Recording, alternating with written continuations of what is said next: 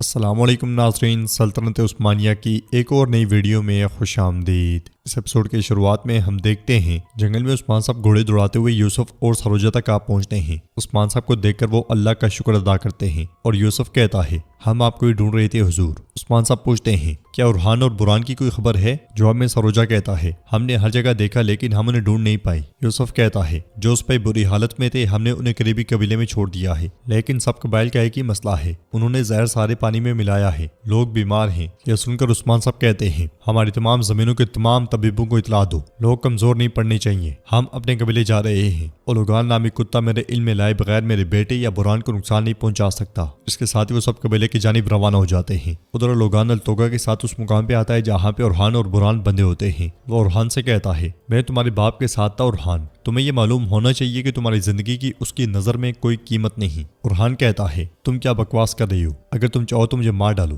بچوں کی طرح کھیل کھیلنا بند کرو۔ یہ سنتے ساتھ ہی التوگا اس پہ ٹوٹ پڑتا ہے اور اولوگان کہتا ہے تمہارے بابا نے بھی ایسا ہی کہا تھا، اس کے تمام لوگ زہر سے مرنے والے ہیں لیکن وہ پھر بھی اپنی دم سیدھی نہیں کرتا، تمہارا یہ غرور تمہیں تباہ کر دے گا، تم اپنے باپ کی وجہ سے مرنے والے ہو۔ جواب میں ارحان کہتا ہے میرے بابا جو بھی کرتے ہیں بہترین کرتے ہیں، میں ان کے لیے 1000 جانیں بھی قربان کر دوں گا، لیکن تمہیں یہ معلوم ہونا چاہیے کتے کہ ہم قید ہونے کے لیے پیدا نہیں ہوئے، نہ میرے بابا نہ میں، تم جیسے کتے کے سامنے گھٹنے نہیں ٹیکیں گے۔ یہ کہتے ساتھ وہ ایک زوردار ٹکر اولوگان کو دے مارتا ہے اور بران کہتا ہے یہ سمجھتا ہے کہ ہم بھی گھٹنے ٹیک دیں گے جیسے جاندار اور گرمیان نے ٹیکے، لیکن یہ نہیں جانتا کہ ہم نے پوری دنیا میں ترک نظام پھیلانے کا عزم کیا ہے، موت بھی ہمارا کچھ نہیں بگاڑ سکتی، تم سے جو ہو سکتا ہے کرو بدماش۔ یہ سن کر التوگا اسے مارتا ہے اور اولوگان کہتا ہے میں تمہاری ثقافت اور نظریات کو چل دوں گا، عثمان گر جائے گا اور تم غائب ہو جاؤ گے۔ سپاہی اسے کھول دو، دیکھتے ہیں کہ کیا اس کے پاؤں اس کی زبان کی طرح مضبوط ہیں یا نہیں۔ سپاہی ارحان کو کھولتے ہیں اور رسی اس کے گلے میں ڈال دیتے ہیں۔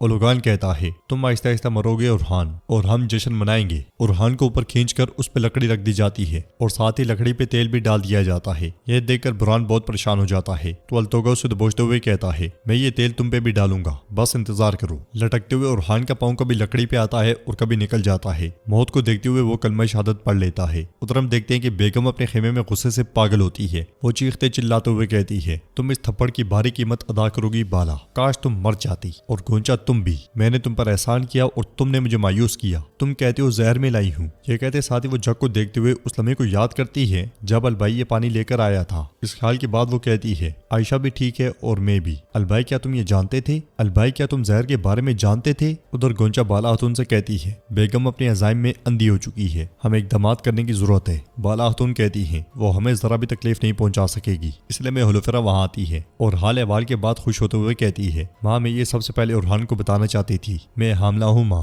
یہ سن کر بالا خاتون اور گونچا بہت خوش ہوتی ہیں اور بالا خاتون اسے گلے لگا لیتی ہیں۔ وہ اسے دعائیں دیتے ہوئے کہتی ہیں ان تمام پریشانیوں میں یہ بابرکت ہو، اللہ اسے اپنے بابا اور ماں کے ساتھ بڑا کرے۔ ارحان کے بارے میں سوچتے ہوئے ہلوفرا کی آنکھوں سے آنسو بہہ پڑتے ہیں۔ یہ دیکھ کر بالا خاتون اور گونچا اسے حوصلہ دیتی ہیں۔ پھر بالا خاتون کہتی ہیں تم دونوں اب گلے لگ جاؤ، میں نے تم سے کہا تھا کہ تم دونوں میرے بیٹوں کے پیچھے پہاڑ کی طرح کھڑی رہو گی۔ یہ سنتے ساتھ ہی وہ دونوں خوشی خوشی گلے لگتی ہیں۔ اس لیے میں ڈھول کی آواز سن کر وہ تینوں خیمے سے بھاگ پڑتی ہیں۔ باہر عثمان صاحب سپاہیوں کے ساتھ قبیلے میں داخل ہوتے ہیں۔ وہ دیکھتے ہیں کہ پورا قبیلہ عجیب و غریب منظر پیش کر رہا ہوتا ہے، شہداء اور متاثرین بڑی تعداد میں دکھائی دیتے ہیں۔ عثمان صاحب غمگین ہوتے ہوئے گھوڑے سے اتر جاتے ہیں۔ وہ سب آگے بڑھتے ہیں اور لوگوں کو حوصلہ دیتے ہیں۔ ایک متاثرہ بچی کو اٹھا کر عثمان صاحب آگے بڑھتے ہیں اور لاشوں کے درمیان سے آگے بڑھتے ہوئے خیمے کے باہر پہنچتے ہیں تو خاتون کہتی ہے حضور اندر نہ جائیں، اندر کے لوگ ٹھیک نہیں ہیں، برائے کرم کوئی علاج تلاش کریں۔ ایک سپاہی بھی ان سے کہتا ہے حضور علاج تلاش کریں، اللہ کا واسطہ علاج تلاش کریں۔ یہ سن کر عثمان صاحب بہت پریشان ہو جاتے ہیں۔ خیمے میں علاؤالدین سے جو بن پڑتا ہے وہ کرتا ہے۔ بالا خاتون گونجا اور ہلوفرا کے ساتھ سرداری خیمے سے نکلنے کے بعد تیزی سے آگے بڑھتی ہیں، مگر عثمان صاحب کے ساتھ ارحان کو نہ دیکھ کر ہلوفرا رک جاتی ہے۔ یہ دیکھ کر بالا خاتون اس کے پاس جاتی ہیں تو وہ کہتی ہے ارحان وہاں نہیں ہے، تو بالا خاتون اس سے کہتی ہیں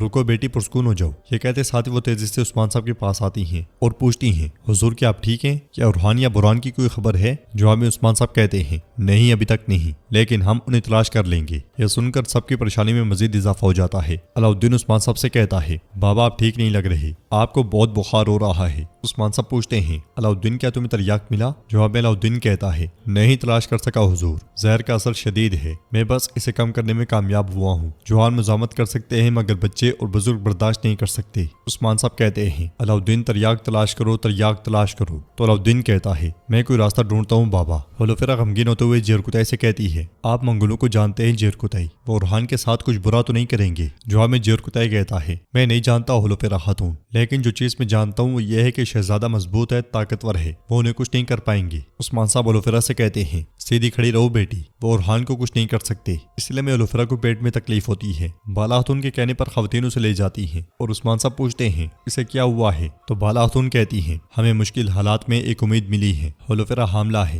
یہ سن کر علاؤدین اور عثمان صاحب بہت خوش ہوتے ہیں۔ ادھر ہم دیکھتے ہیں کہ صوفیہ اور لوکاس لوگان کے پاس ہوتے ہیں اور لوگان ان سے پوچھتا ہے تم یہاں کیوں آئے ہو؟ جواب میں صوفیہ کہتی ہے میں تمہارے لیے ایک تحفہ لائی ہوں لوگان۔ اس کے ساتھ ہی سپاہی سونے کا صندوق اس کے سامنے کھول دیتے ہیں تو لوگان سونے کو لات مارتے ہوئے کہتا ہے میں یہاں سونے کے لیے نہیں آیا، میں یہاں خون بہانے آیا ہوں، تم بتاؤ تم کیا چاہتی ہو؟ تو صوفیہ کہتی ہے میں صرف ایک شخص کے لیے تریاق چاہتی ہوں۔ جواب میں لوگان کہتا ہے پریشان نہ ہو، تمہارا جاسوس زندہ رہے گا، عثمان کل میرے سامنے جھک جائے گا اور وہ تریاق لے گا۔ لوکاس پوچھتا ہے اگر اس کے برعکس ہوا تو کیا ہوگا؟ جواب میں لوگان کہتا ہے پھر تمہارا دوست بھی مر جائے گا۔ لوکاس کہتا ہے تم چاہتے تھے کہ میں عثمان کو تمہارے لیے چھوڑ دوں، تم مجھے روک نہیں سکتے۔ وہ آگے بڑھتا ہے کہ منگولوں کے نیزے اس کے گلے پر آ جاتے ہیں۔ یہ دیکھ کر لوکاس کہتا ہے ہم تمہارے پاس ایک معاہدہ لے کر آئے ہیں، مگر وہ لوگان کہتا ہے میں کبھی معاہدہ نہیں کرتا، میں ان لوگوں کو سزا دیتا ہوں جو مجھے دھمکی دیتے ہیں۔ تو لوکاس کہتا ہے میں موت سے نہیں ڈرتا، میں وہ قلعے واپس لے لوں گا جو عثمان نے مجھ سے چھین لیے تھے۔ یہ سن کر لوگان کہتا ہے عثمان کی ملکیت اب میری ہے، اگر تم اپنی تلوار کھینچتے ہو تو اس کا مطلب ہے کہ ہم جنگ میں ہوں گے۔ لوکاس کہتا ہے خوشی سے، میں خوشی سے تمہارے خلاف لڑوں گا، لیکن عثمان بھیڑیے کی طرح اپنے منصوبے بناتا ہے، اگر تم گرو گے تو تمہارے پیچھے کوئی کھڑا نہیں ہوگا۔ صوفیہ کہتی ہے ہمارے دشمنوں کے دشمن ہمارے دوست ہیں، لوگان ہم تمہارے ساتھ دشمنی نہیں چاہتے، ہم اس کے برعکس متحد ہو کر خون پینا چاہتے ہیں۔ یہ سن کر لوگان کہتا ہے سرخ خاتون میں متاثر ہوا۔ اس کے ساتھ ہی لوکاس اور صوفیہ چلے جاتے ہیں۔ کائی قبلے میں عثمان صاحب اور بالا خاتون فاطمہ کے پاس بیٹھے ہوتے ہیں۔ فاطمہ کہتی ہے بابا کیا آپ آ گئے ہیں؟ اور میرا بھائی کیا وہ آپ کے ساتھ آیا ہے؟ تو عثمان صاحب اسے پیار کرتے ہوئے کہتے ہیں تمہارا بھائی بھی آ جائے گا۔ فاطمہ کہتی ہے میرا بھائی اپنے بچے سے ملے گا، وہ نہیں مرے گا، ہے نا بابا؟ تو عثمان صاحب کہتے ہیں نہیں میری بیٹی، فکر نہ کرو، تمہارا بھائی واپس آ جائے گا، ہم دوبارہ ایک بڑا خاندان بنیں گے۔ بالا خاتون کہتی ہے ہم تریاق تلاش کریں گے۔ یہ سن کر فاطمہ کہتی ہے حلیمہ چلے گی، اگر میرے بھائی کو بھی کچھ ہو گیا تو؟ جواب میں عثمان صاحب کہتے ہیں تمہارا بھائی مضبوط ہے، اسے کچھ نہیں ہوگا، وہ واپس آ جائے گا، تم آرام کرو۔ تو ناظرین اس کے ساتھ یہ ایپیسوڈ بھی اختتام پذیر ہوتی ہے۔ اگر آپ کو ویڈیو پسند آئے تو ویڈیو کو لائک کر دیں، سبسکرائب نہیں کیا ہوا تو سبسکرائب کرنے کے ساتھ ساتھ گھنٹی والے آئیکن کو دبانا مت بھولیں۔ انشاءاللہ ملتے ہیں نیکسٹ ویڈیو میں، تب تک کے لیے اللہ حافظ۔